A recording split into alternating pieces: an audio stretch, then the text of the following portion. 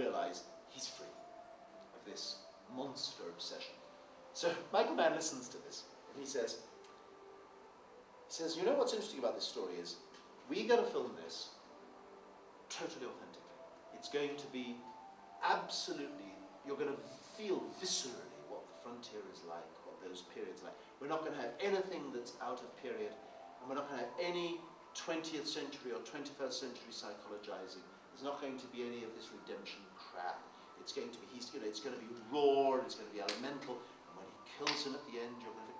And I'm listening, I'm thinking, he hasn't heard the word I said. Not a word. He's already got it all in mind. What do I do? Very difficult. So I thought, well, the plan was we go from Michael Mann's office to Warner Brothers, where we pitch it to Robinoff and the people who run Warner's. We're literally going in half an hour. What the hell do I do? He's the director. He's the famous guy. I'm not the famous guy. The writer, in the end, has to serve the director's vision. So I listen, internalize it as best as I can, go to the meeting at Warner's, and the pitch begins. Now the writer does the pitching. That's the writer's job. So there's a bit like this, except less people. So I say, okay, this is a story about the frontier, and you're going to feel this viscerally. None of this 19th, 20th century psychology. This is real. And when he kills him at the end, etc. And Robinoff sat back at the end. He said, I don't think it sounds like I'm going to enjoy this movie. It sounds, I mean, at the end, I don't think I like this guy. He doesn't seem to have learned anything. And I'm going to go, So we leave the meeting, and I say to Michael Mann and the producer, we're screwed. Michael Mann said, don't worry, these suits, what do they know? They'll let me do whatever I want. Don't worry, it's going to be fun. So I go back to my hotel room, and I can't do this. I just cannot do this. It's his vision, not mine. I can't, it's not me. I mean, you can, from what I say about Gladiator, you know, I write about nice people.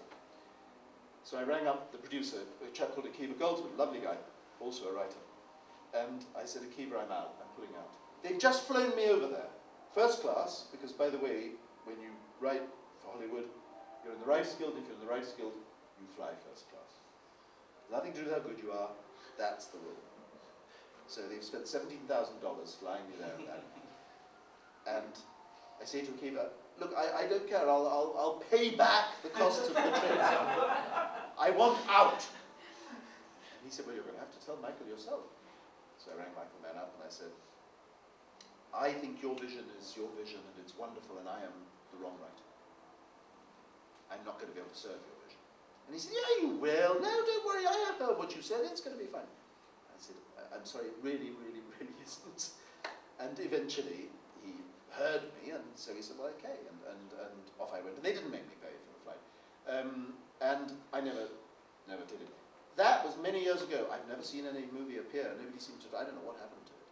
But it was a horrifying experience. And I realized that had I been younger, I would have said yes to that. And I would have gone through torment. And Michael Mann, who is a sort of genius, actually, but he's famous for chewing out writers. He just really uses writers as sort of sounding boards to form what is gradually happening in his own head. He should write his own movies, though, that's the truth of it. And you do get that with quite a lot of directors.